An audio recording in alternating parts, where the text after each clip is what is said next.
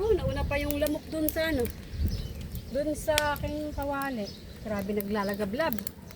Alam nyo guys, ang lulutuin ko ay paksiw na bangus. Pero, may nag-request lang na lagyan ng liempo sa ilalim. Kaya lalagyan ko ng liempo.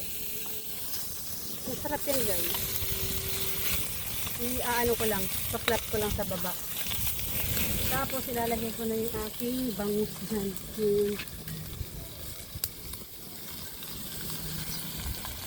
Magmamadali yung ano. Yung paksiw pala namin ha, mayroong bituka at saka atay.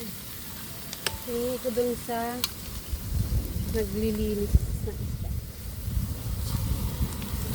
Okay. Lalagyan ko na ng suka. Alright. Tapos tubig syempre.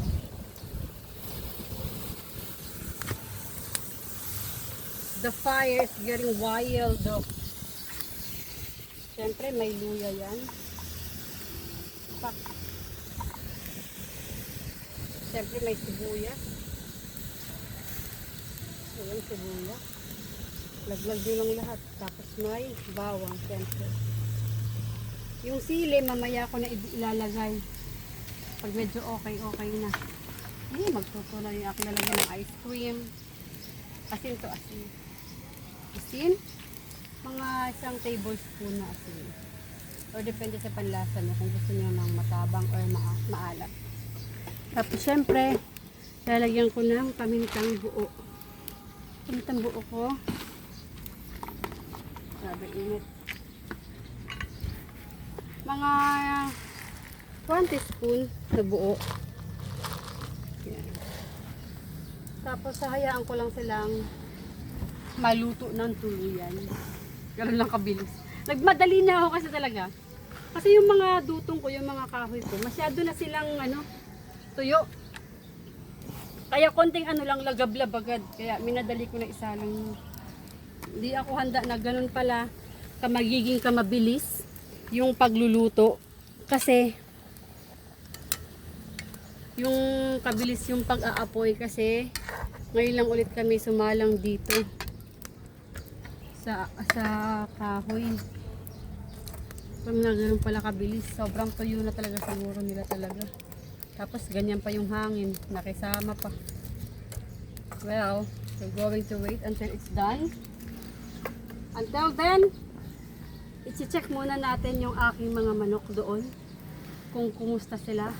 Sobrang init at ipapakita ko sa inyo kung anong helera ang meron ako.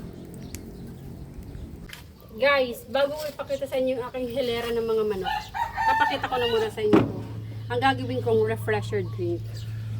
Well, nothing special bukod sa yung tubig nila is malamig, cool. Not necessarily sobrang chilling na malamig. Sakto lang. Sakto lang. Meron akong yelo dito. Sipak lang to. Para ma-refresh. Bali ngayon, magre-refill lang ako ng tubig nila kasi kaninang maaga pa, meron na silang tubig. Tapos ngayon, magdadagdag lang ako ng tubig. Tapos syempre, ihilamusan ko na rin sila para ma-refresh. Sobrang init. Yung dito sa mga tubig ng mga alaga, di ba sobrang init? Pati yung mga ibon, tingnan nyo guys, pati yung mga ibon nakikiinom. Hindi lang sila basta-basta umiinom. Inaano pa nila. Doon pa sila umiipot, di ba? Pinainom na ka na nga, dinumihan mo pa. Unfair. So guys, umpisa natin kay Hawk. Kaya aking manok, mula pa nung pandemic. Tapos, syempre si Bradley. Kilala nyo na si Bradley. Bradley o Bayaba? Sabi ka. Si Bradley naman, yung tubig niya ay malaki kasi malaki siya talaga. So, vloggers, please. Dito na nilalagay kasi lagi niyang natutumba. Next naman si Kidlat. Hugasin ko lang din yung kanyang tubig. Para ma-refresh. Mahiligin sila uminom ng tubig. Lalo na siguro ngayon na malamig. Next naman, nilalagyan ko ng tubig. Si Janus. Ayan o, tingnan nyo guys. Mayroong ipot ng ibon. Unfair. Yeah. Isa pa nga, tubig. Okay. Yan yung inuman ni Janus. Sabi dito kay Kidlat. Tubig please. Ay.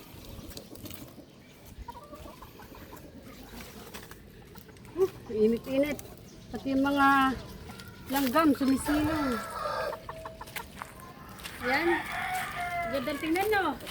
Nakahilera yung aking mga manok. So mula kay Hawk, kay Bradley, kay Lapidlat, kay Janus, kay Charanco. Dito naman tayo sa aking panganay na si Sky. Isa pa nga. Okay.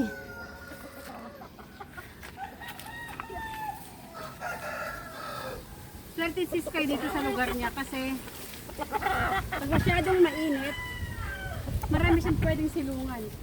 Kanyang tipi, ilalim ng mga puno. Tapos agad-agad dito kahit natanghali na, nahahanginan pa rin siya. Kasi ito yung balwartehan ng hangin. So, fresh na fresh pa rin siya. Nagda-dust bath din siya. At saka malamang din, nag-cool down siya kanina kasi makikita nyo, binasa to. Yung tubig sa mga pinaglabhan, pinambabasa dito para ma-refresh naman yung mga manok. So guys, pakita ko sa inyo lahat kung sino-sino yung mga nandito sa hilera. Dito kayo sa aking likod para makita nyo papunta doon. Diba? Si Sky, si Kidlat, si Janus, si Charanco. Siyempre ayan yung pinaka nandun sa dulo, si Bradley yun. Tapos naman si Hawk, nakita nyo naman kanina. Hindi nyo makikita dito si Macho Gapito kasi nandun siya. Meron siyang kapartner.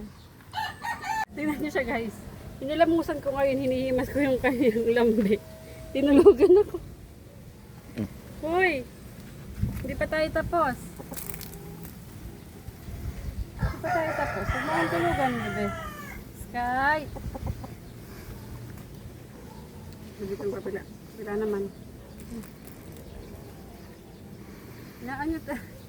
Nakasarapan siguro siya sa paghihimas ko. Natutulog siya. Kaya,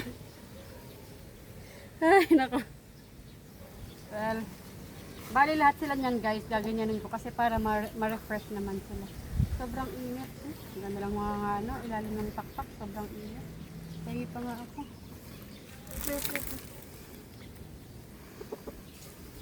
Okay na to. Sa kabila naman tayo. Okay. Refreshing Sky, no? Grabe ka healthy niya. Tingnan nyo naman yung niya. Palong pulang-pula. Nice.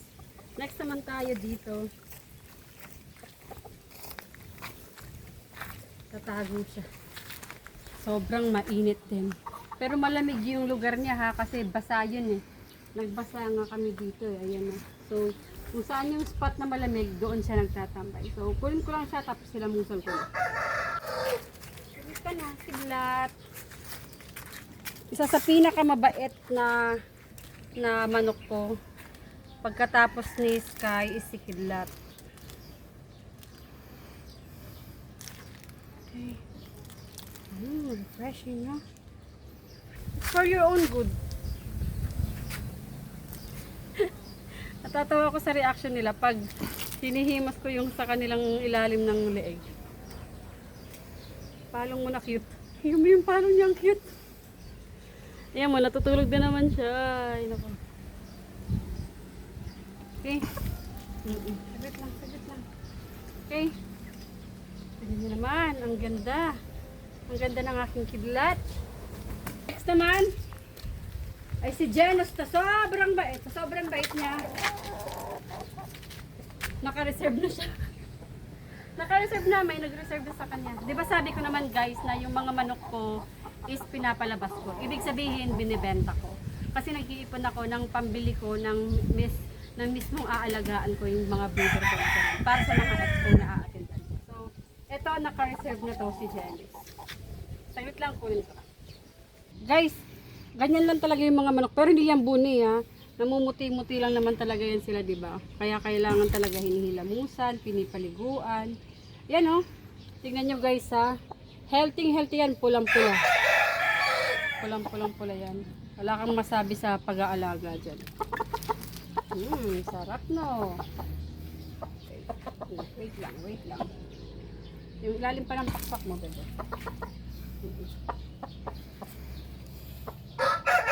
Si Genos, naka-reserve na to. So, kukunin na siya by next week.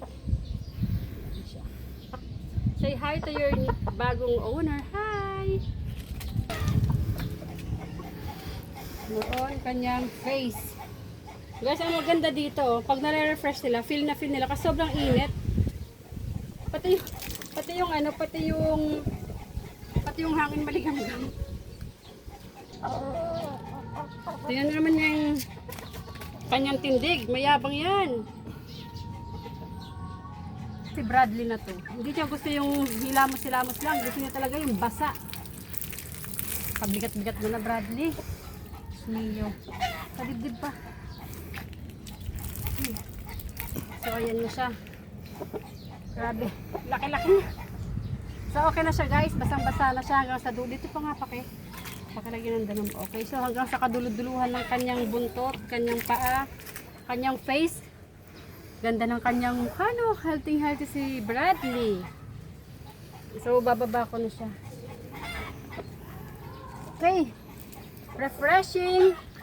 Next naman, pupuntahan ko si Hawk. Si Hawk naman. Tara. Pagod ako dun kay Bradley ah. Ito naman si Hawk naman. Bubuhusan lang din siya. Baliktad. Bubuhusan lang din si Hawk kasi masyado siyang malaki. Hindi ko siya kayang anuhin. Hilamusan talaga. Pero kanina nahilamos na siya. So susubukan ko siyang hawakan ulit. So ano. Yung kanyang face. Ay nako. Well, yun ang ending ng aking pag-aasikaso sa aking mga nakahilerang lalaki na manok. So imagine nyo, may dami ko na palang manok, hindi ko na malayan. Mula kay Hawk, kay Bradley, at sa mga bago ko, kay Sky, Charanco, kay Genos, kay Kidlat. At madadagdagan pa yan, bakit kamo? Kasi meron akong nangingitlog pa lang doon na anak ng aking cobra na manok. At saka syempre, yung nandun pa na nakasalang, yung kay Otlum at saka kay Buttercup. So nakakatuwa naman kasi magiging good problem ko sila pagdating ng araw pag meron na akong pwedeng itulos. Saan ko kaya sila ilalagay? So, yun ang aking mga alaga at ako si Aling Mimay. Bye-bye! Oh, kapagal Hawk!